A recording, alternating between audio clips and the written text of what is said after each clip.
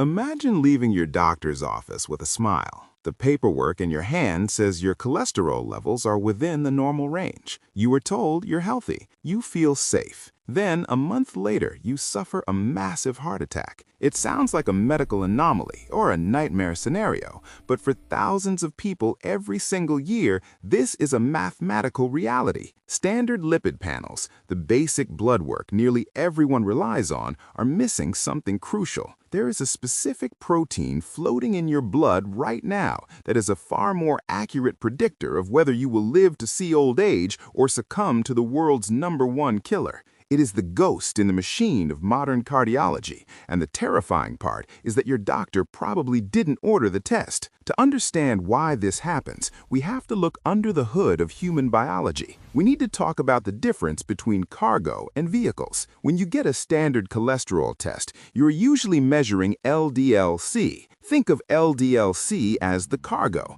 the passengers inside a car. However, cholesterol itself is a waxy substance that is essential for life. It is not inherently evil. The problem arises based on how it travels. Cholesterol can't float through your blood on its own. It needs a vehicle. That vehicle is a particle called Apolipoprotein B, or ApoB for short. Here is the mechanism that gets overlooked. Atherosclerosis, which is the buildup of plaque in your arteries, is driven by the number of vehicles crashing into the artery wall, not just the amount of cargo they are carrying. You can have a normal amount of cholesterol cargo, but if that cargo is spread out across thousands of tiny, dense vehicles, your highway is jammed. This is called discordance. Your LDL-C looks fine, so the doctor gives you a thumbs up, but your ApoB, the actual count of atherogenic particles, is sky high. You're effectively in a traffic jam of invisible risk. Understanding these distinct biological mechanisms is exactly how you take control of your longevity, rather than just hoping for the best. We dive deep into these overlooked health metrics and life-saving strategies every single week, so if you want to make sure you never miss an insight that could add years to your life, go ahead and click that subscribe button right now.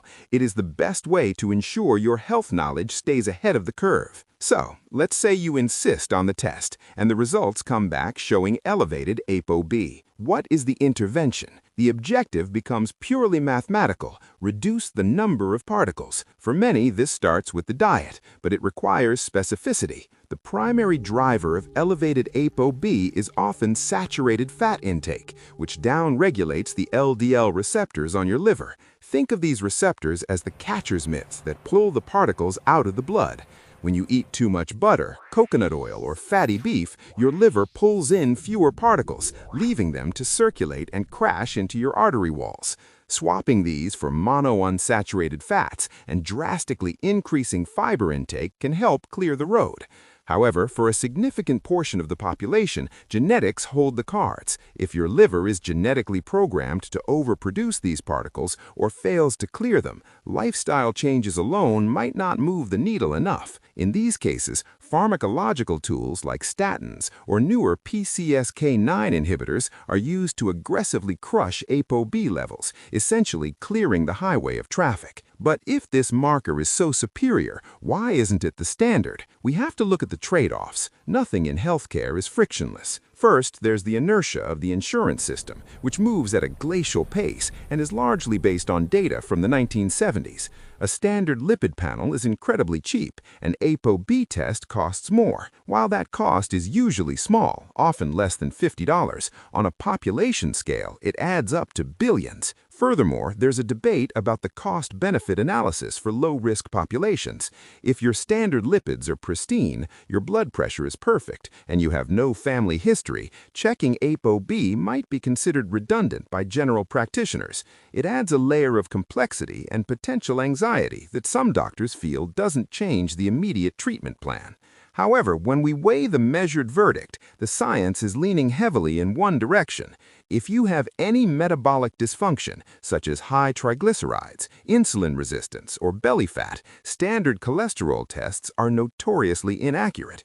In these cases, they're likely underestimating your risk. ApoB is the ultimate truth teller of your cardiovascular health because it counts the particles that actually cause the disease. While you shouldn't panic over a single number, you cannot manage what you do not measure. Ask your doctor for the test. Knowing the true density of traffic in your arteries is an investment that pays the ultimate dividend. If you care about biomarkers, not opinions, subscribe to The Ageless Lab.